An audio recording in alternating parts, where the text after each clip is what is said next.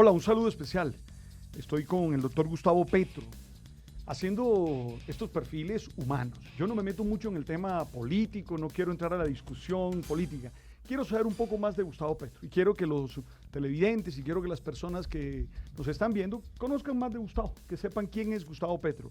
Por eso mi primera pregunta es esa. ¿Quién es Gustavo Petro? ¿Cómo se entiende a sí mismo?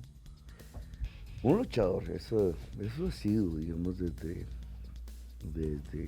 15 años, 14 años, que tuve ya inclinaciones, digamos, de tipo político en mi colegio de secundaria, colegio público. Y desde ahí para acá no he hecho más en luchar, digamos, en circunstancias difíciles, varias veces, muchas, difíciles de resistencia, llamémoslo así. He sido un resistente, como es la mayoría del pueblo colombiano, un resistente. Y eso ha hecho un poco lo que soy, ¿no? Digamos, con coraza para resistir.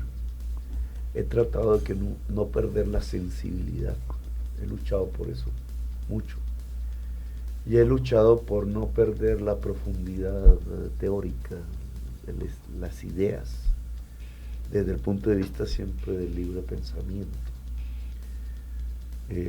Porque digamos en la dureza misma de la vida uno puede perder sensibilidad y puede perder contacto con la teoría, con el estudio. Muchos políticos no tienen ni idea de la teoría y la mayoría de estos son insensibles. Y yo creo que si uno pierde la sensibilidad, perdió ya la esencia misma de la lucha política. La familia de origen, allá en Ciénaga de Oro. Caribeña, la paterna. Ajá. Digamos donde yo me inscribo. Mi abuela, mis tíos, mi tía, ya la mayoría muertos, ¿no? Y mis primos que quedan allí. Pero ese es un origen, digamos, rural, viene un mundo agrario antes de mi abuelo, que nació en San Pelayo en 1898. Mi papá, que también es de esa misma región, Cereté, y ya la ida hacia Ciénaga de Oro, pero yo me crié en Bogotá, realmente. Entonces tengo los dos mundos siempre en tensión, ¿no? Porque son culturas diferentes. Cuando piensas en tus viejos, cuando piensas en tu papá, en tu mamá, ¿qué valores te quedan claros así? De mi papá la lectura, porque ahí fue donde cogí eso como se llamará, vocación, o digamos, el cuidado de la lectura permanente. Eso fue mi papá, que yo lo veía de chiquito leyendo y leyendo. Él era conservador, laureanista, la familia que había venido de allá era muy conservadora.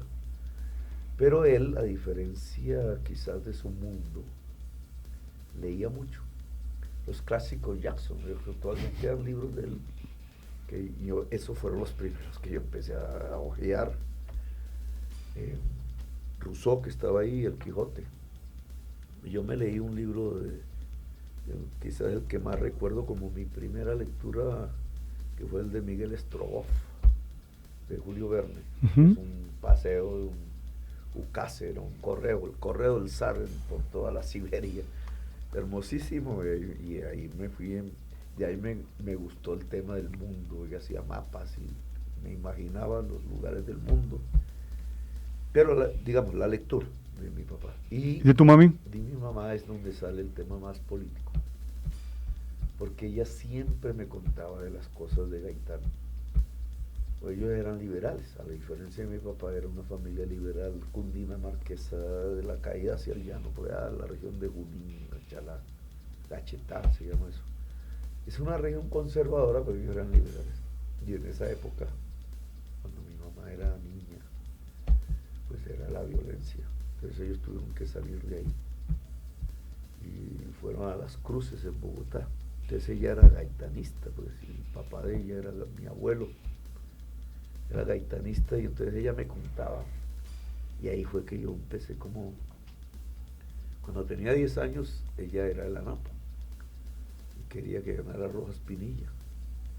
Y llegó un periódico, Mayorías, de la Napo, se llamaba, y entonces tenía la bandera y la puse en mi cuarto teniendo yo 10 años. y nunca me imaginé que esa bandera iba a ser mi bandera.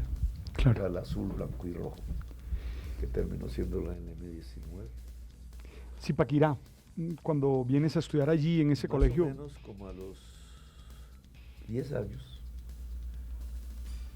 Pues yo crecí en Bogotá, en Fontibón, en Los Alcázares, ya en Barrios Unidos se llama hoy. Esos fueron como las 63, en un colegio San Felipe Neri, recuerdo yo que me cogí un carro, que es como por la 72 hacia abajo. Hoy lo llamamos Barrios Unidos, ese fue el lugar donde crecí, hasta muy corta edad.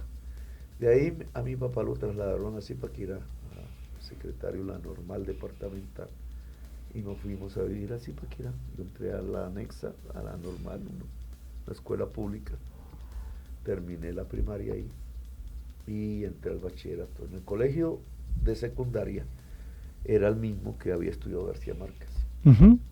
Entonces hubo cierta sintonía. Yo nunca conocí a García Márquez, no pude. Y nunca supe si él sabía de mí.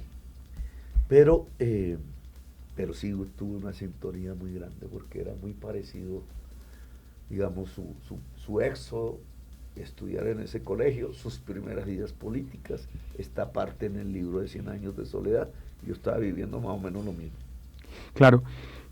¿Buen estudiante? Sí, muy bueno.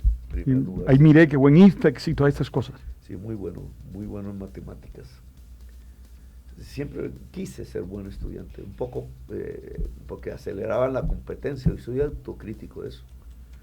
Pero ese era el sistema, digamos, era el primer lugar y yo siempre estuve en el primer lugar. Y ahora reconozco que esa es una falla de la educación colombiana, porque no enseña a trabajar en equipo. Y esa es la gran falla de la sociedad colombiana en el fondo.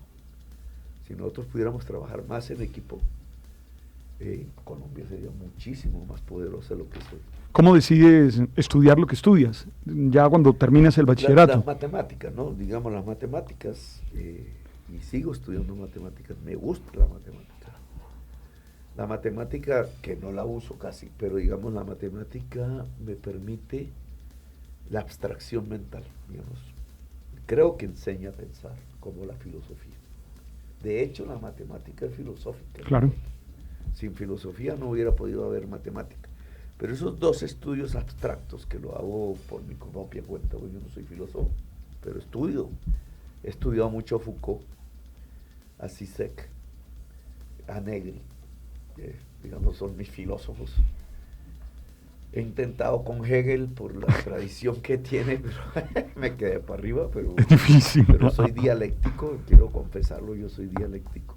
Creo en el tema de la contradicción como motor del movimiento y del fluir permanente de las cosas. Pero bueno, digamos, eso me llevó las matemáticas. ¿A la economía? A la economía, pero la economía se me facilitaba porque ya era digamos, en el momento, en los años 70, que las corrientes de pensamiento eran abiertamente de ruptura y revolucionarias, y sobre todo a partir de la economía política y el análisis económico y las matemáticas. Entonces las dos cosas, matemática y mi idea de cambiar el mundo, pues me permitían, la economía al momento me permitía como la carrera a estudiar, por eso estudié economía. Ahora te hago esas preguntas que lo que busco es conocerlo a él, ¿verdad? Entonces, ¿qué te hace reír? ¿Qué te hace así morir de la risa? La que más me hace reír en este momento es mi hija Antonella. Siempre. ¿Qué te hace llorar? Hay momentos en que lloro. A veces ciertas películas, no del mundo de hoy, digamos, pero que me recuerdan. Hay una que, yo tengo dos películas que siempre guardo en el corazón, digamos, hay varias. La primera que mi papá me llevó y que tengo algún recuerdo del Doctor Chihuahua. Es una película contrarrevolucionaria, pero buenísima, hermosa. La película y el libro, de Boris Pasternak. Después ya, en mi adolescencia, vi dos. Una, casi saliendo del bachillerato, muy política, de Bernardo Bertolucci, que se llama Novecento. La tengo en la cabeza. Siempre la veo, porque él trata de explicar una parte de la historia italiana a partir de las haciendas. una vida en una hacienda, con su conflicto, patrón, obreros, fascismo, comunismo. La vida italiana en esa época, pero se llama Novecento, es una película hermosa de Bertolucci. Y bueno, la asemejo a mis debates sobre las haciendas paramilitares. Y la tercera no tiene que ver mucho con la política, es una de Sergio Leone, otro italiano, que se llama Érase una vez América. Esa me hace llorar a veces, que es una vida de una familia, de un muchacho judío mafioso, medio mafioso, y pasa toda su vida en Nueva York. Pero es también una película hermosísima. ¿Qué te saca la piedra? ¿Qué te hace así enfurecer? La injusticia. Me tengo que controlar, ¿no? Porque, sobre todo en el Congreso de la República, descubrí algo que es de la filosofía militar japonesa. Hay que conservar el centro en el combate. Entonces, cuando te hacen encolerizar, que en el Parlamento es fácil, ¿cierto? Que te sacan la chispa y empieza la gritería. Ahí pierdes uno. Si uno mantiene la tranquilidad, a pesar de cualquier cosa que digan, entonces uno les gana. ¿Dices malas palabras? ¿Te oyes ahí en decir palabras duras? No. No digo grosería. A veces cuando tratan de calumniarme así, que ponen textos en los tribunos como si yo lo hubiera dicho, y ponen groserías, ahí es fácil. Ese no es Petro. Gustavo, muchas gracias. Muy amable. Yo te deseo todo lo bueno a ti, a tu familia. De verdad que me da gusto conocerte más, que ojalá esto sirva para que te conozcan más allá de los estereotipos, más allá de los, no sé, de los esquemas mentales que a veces se tienen. Qué bueno conocer a las personas, qué bueno saber lo que las personas sienten, lo que las personas dicen, para poder conocerlas y poder tener una buena relación con ellas. De eso se trata, padre. Así que aquí podemos seguir hablando de teología, filosofía y otros menesteres que siempre son importantes. Dale, te deseo todo lo bueno. Gracias, padre, muy amable. Y a ustedes gracias por estar con nosotros en estos clips que estamos haciendo y que espero sean de importancia para sus decisiones.